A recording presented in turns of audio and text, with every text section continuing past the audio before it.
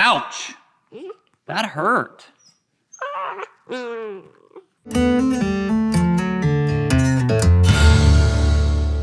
Hey guys, Ethan here with Standing Stone, and we've got Thunder. He is ready to get his nails trimmed. He's 9 weeks old, and this is something that through the development stage we do a lot. Talking usually every week to every other week, depending on the puppy, but the more consistent that we are at this stage in the game, the better off they're going to be in the long run. We are developing good behaviors rather than trying to fix something down the road. So we're going to start here with this little guy by taking him outside and wearing him out. Oh wait, we already did that. We've had the opportunity to work with him this morning. He's gotten to run off a little bit of steam, and that's going to help us. I don't want you to be starting this training with your puppy first thing when you get home in the evening. They need to burn off some steam, and it's going to make it a little easier. Now, he still seems pretty spunky, like I probably could have ran off a little more steam, but we're going to show you how to work through this and help develop good habits. Now, when we start nail trimming, we use smaller puppy trimmers, and these are actually available. There's a link to get some of these on our website on the standingstonekennels.com/recommended items page. The other side of it is any clippers that have a nail guard, I want you to disregard the quick guard thing. That doesn't really do any good for your puppies because nails grow at different rates, even individual nails on each individual paw. They're only going to need as much trimming as they need. We're going to talk a little bit about how to trim nails, but when puppies are this size, there's not a whole lot of shaping involved. It's more just kind of like a trim the appropriate tip off. Hey, stop that. Trim the appropriate tips off and then go from there. So we are going to wrestle this little alligator. Hopefully not a whole lot, but what we're going to start with is just rolling him over on his back, and we're going to hold him here. The first part of this process is to help him relax. Now, at the same time, he's going to only have so much patience for this, so it's going to take a combination of things. One, helping him to calm down, and then two, kind of getting through the nail portion itself as quickly as possible so that you have the ability to actually finish the nail trim without taking it too far. You know, dogs, puppies especially, only have so much attention span. Again, to begin with, we're just helping him to calm down. I've applied a little bit of pressure with my legs to keep him from rolling too much, but it's not like I'm squeezing him to death. We're just keeping him in the middle here. He's being pretty mouthy right now, which has really not been him, but this may take a little bit. We're gonna go ahead and start. We're gonna go ahead and start here on this first nail. And even little puppies here, you run your nail clippers under the knee. Can you see this here? Okay. Hey, now. The key to this process, and I'm going to tell you guys, because it looks like he may end up getting to show us some pretty cool stuff. The key to this whole process is that at any point in time during this, he's not actually going to get out by struggling and fighting and wrestling around. As soon as he does that, this comes into reinforcement-based training. That's 100% his idea. Some of the little mouthing and biting things right now, I'm more or less ignoring. I don't really think that there needs to be a whole lot of correction involved with this at this point. We just need to wait him out a bit. Like I said, though, the key... Okay, a little more there. Stop.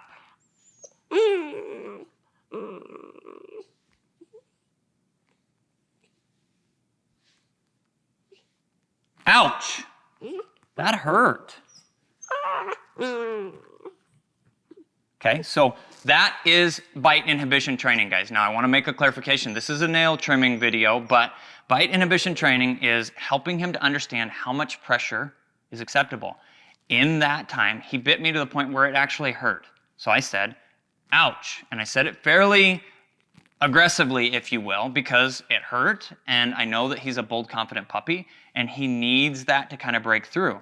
Now, he immediately went back to biting me, and he bit very, very softly, almost just mouthed.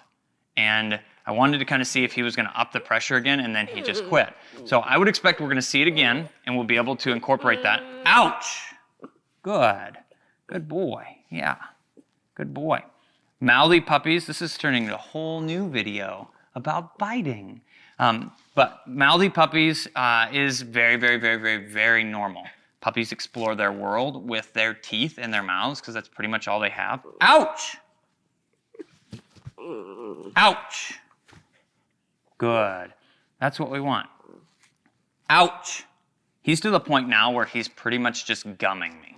There's no teeth pressure or anything else involved in that. And he's still saying, I don't want to be here, but I understand that I can't hurt you. And that is what, ouch! You see, as soon as I say ouch, he's stopping what he's doing, but he still wants to get away. He's struggling to get away, and he's trying to figure out how to do that.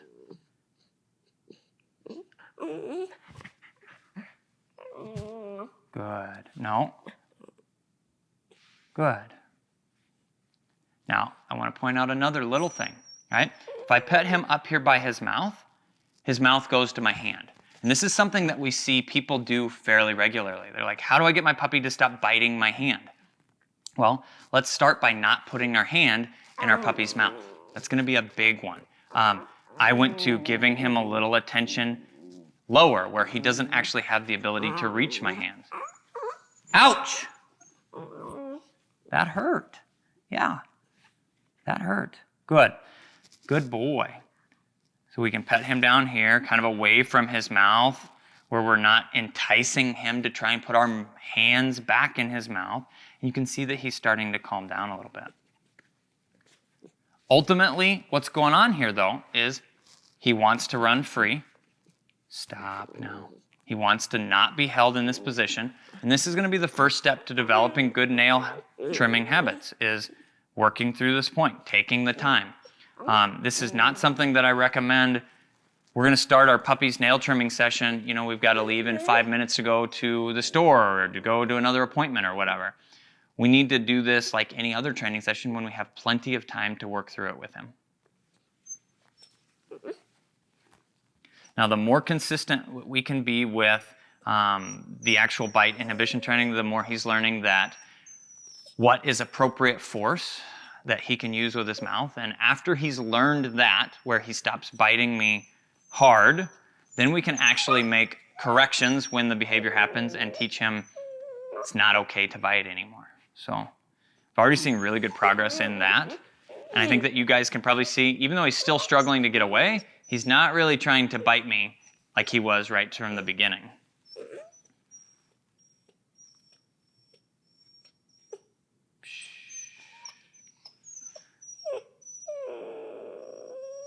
The more patience that we have early in the game with our little 9-week-old puppies, the lot easier it's going to be when they hit that 6-month, 7-month, 8-month range, when they start to get really big. This is easy right now to hold him. Doesn't take any effort at all. Just holding his legs and he can't move. But if he was 50 pounds or 60 pounds or 80 pounds, it becomes one heck of a wrestle match. I think we've calmed a bit. I'm going to start to move into nail trimming and then kind of see what he throws at us and where we have to go from there. So we're going to start up front. So get out of the way, little nail guard. We don't need you. We're just going to trim just a little tip off. We'll go to the next one. Good. When you're working through this process, do the best that you can not to let go of his paw. Now, I got a little distracted because there's a lot of things being thrown at me, and it's more important than me continuing to make coherent thought processes. It's more important for me to actually work through the training session with him, and you guys get the visual aspect of it. But we want him to understand that he's not going to get out of this. And I lost my train of thought there a little bit. What was I about to say? I have no idea. It had something to do with him not getting out of it. I don't know. So At this point, though, we've gotten through one. So it was important not to let him get his paw away from you, if possible. Yeah, that was it, but it was something even before that. So Vocalizing? vocalizing any of it. I don't really remember. I might think of it before we get done here, but we have one paw done. And the key to when you're working with these little puppies is that they don't get out of it. That's what it was. It was reinforcement-based training. So in this process, if he struggles and fights and gets what he wants, then he has reinforced himself positively, negatively, negative reinforcement. He has a mild annoyance right now, which is me. He gets out of the situation. It is negative reinforcement, but it's reinforcement-based training nonetheless.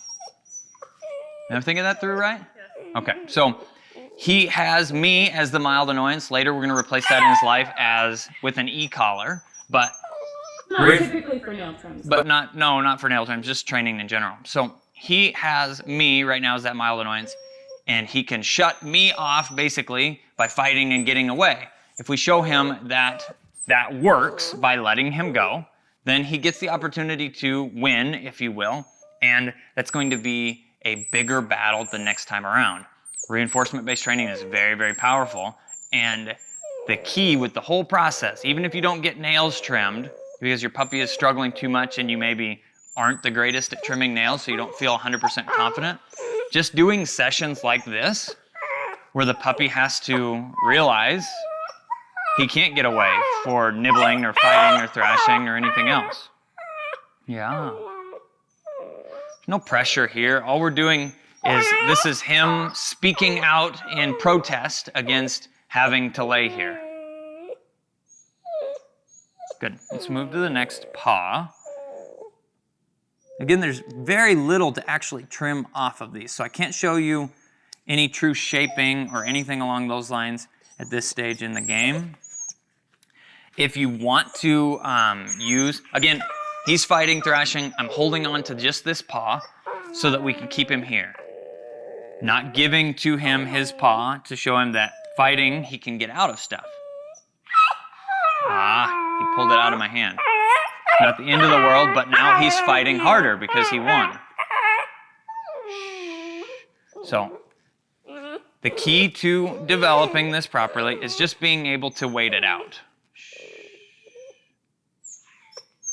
Got another one away. I got to do a little better job of holding on. We're all human, we all make mistakes, and I would expect that at some point in time it's going to happen to you, but to the best of your ability, try and make sure that you hold on and don't give to his fighting. Okay, so he's relaxed his paws up here. Now we're going to go to the back side. Now as soon as I take my attention off of his front half, it's going to give him the ability to hop up out of or try and roll out of or fight or thrash a little bit more up front. So I'm actually going to utilize my legs just a little bit more and apply just a smidgen of pressure because I don't have anything else holding him up here. And if he tries to roll out, I don't want him to be able to get away. So it's just a little bit of pressure here to kind of keep him in place. Once we finish up the actual nail trimming process,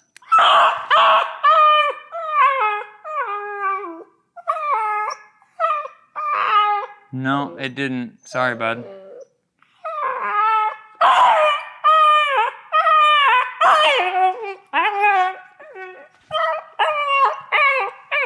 Good. It's an absolutely fantastic session. It's showing you what a real puppy can look like and probably what some of your puppies are looking like at home, which is why you're watching this video. 100% protest to say, I don't want to be here anymore. So we're just going to make sure we've stopped nail trimming again just to hold him and make sure that he's calming down and relaxing, kind of giving to this a little bit of pressure here, a little bit of pressure here. It's just saying, hey, relax.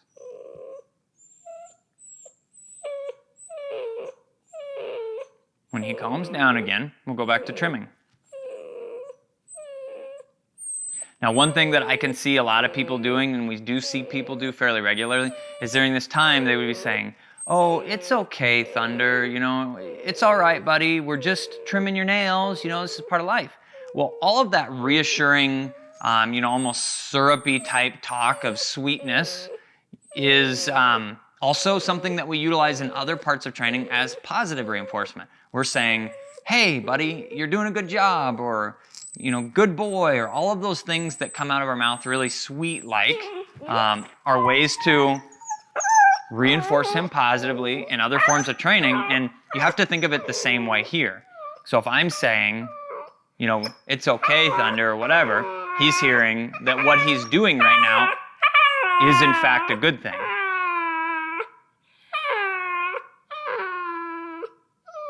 Which it is not. We don't want him to be doing this. We don't need to apply any type of correction here. We just need to be able to be patient and wait him out. Again, protest. I don't want to be here. Maybe if I scream and thrash and fight a little more, you'll let me go. Now, in this process, if you give up and give in to the little terrorist right now, it's only going to get worse. And it'll get exponentially worse. Just like when we show in training, we mark behaviors, reward positively. That reinforcement-based training gets puppies to do their sitting behavior, their kenneling behavior, their targeting for here. They pick that up very, very quickly. And the same thing can apply here. It just takes one session to go from this, he's kind of escalated this, pushback here. And if we give in to it, it's going to get exponentially worse the next time we try. So you've got to be ready and in for the long haul if you've got a little puppy that's going to fight and thrash. Some puppies are more persistent and determined than others. Yeah, and typically bird dogs in general have a lot of persistence. That determination, if you will, applies to being a solid hunting dog. They've got to have that determination to be able to work through harsh conditions, cold water, cold weather, digging through deep snow, anything.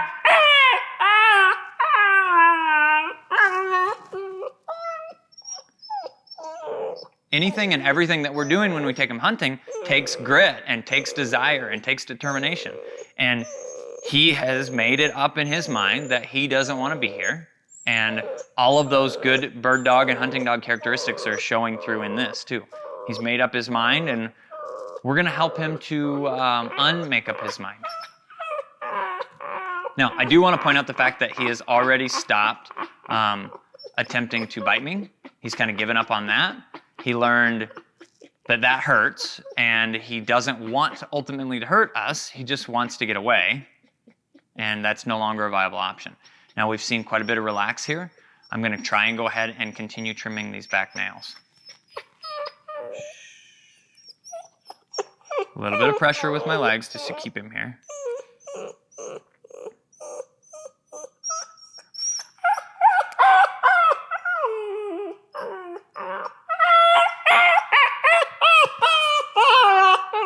Well, he didn't let go of this paw when he started to pull it away from me.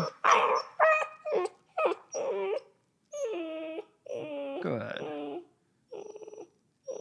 A little bit of verbal reinforcement for this calming behavior. Even though he's got a little bit of a squeaky wheel going on there still, he's really relaxed. His front paws are relaxed. His body, I can feel that here between my legs. He's relaxed.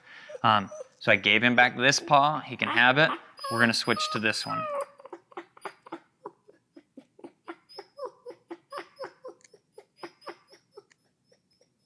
I think we're there, guys. He's just about gotten to the point of completely giving in. There was no rolling, fighting, thrashing at the end there. And now, this is going to be one of the most important parts of the whole process. We're going to take more time just to love on him. And show him that this laying on his back and relaxing is an important part of life. Now, this to me says we need to put a lot more focus on this with him. In the evenings when we're hanging out, he's going to spend some time just laying on his back, completely unrelated. I'm not going to get the clippers out and touch his paws or do anything else like that. It's just... Because he's not really fighting the actual male trait. No, it's just solely related to not wanting to be on his back in this position. Good. Good boy. Okay, so as soon as, and I think we're headed there pretty quickly, as soon as he relaxes completely and his whining stops, all the things, I'm going to tell him he's a good boy and let him up. I think the less that I talk, the faster we're going to get there.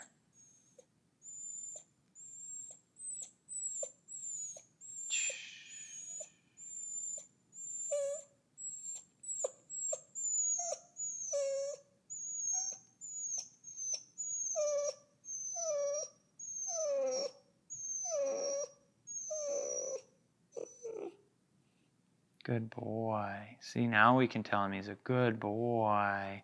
Okay. Timing is very important, right? We wanted to show him that in that moment, right there, he got some verbal praise and then he got what he wanted. That's how you get what you want. You want to get up, you don't want to be here anymore, you need to lay calmly and quietly and be patient, and then you get up. And that through continuing that through his development training, he's going to figure out that this is all I have to do to get up.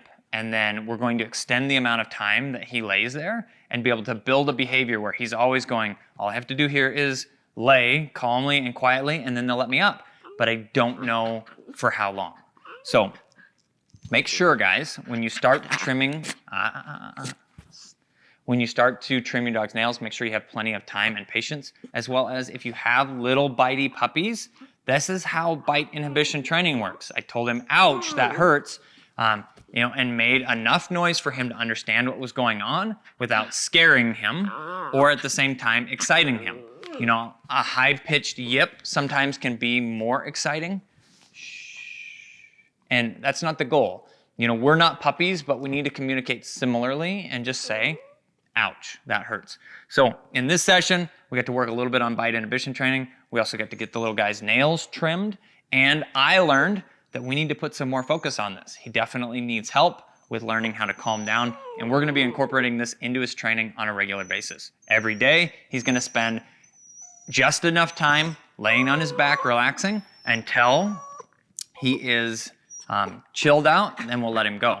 And that's going to get progressively less and less and less time. We'll try and incorporate that into some live videos, so definitely check us out on Instagram and Facebook. Thanks, guys, for watching. I'm the guy with the pink gun. This is Thunder, and we will catch you in the next video.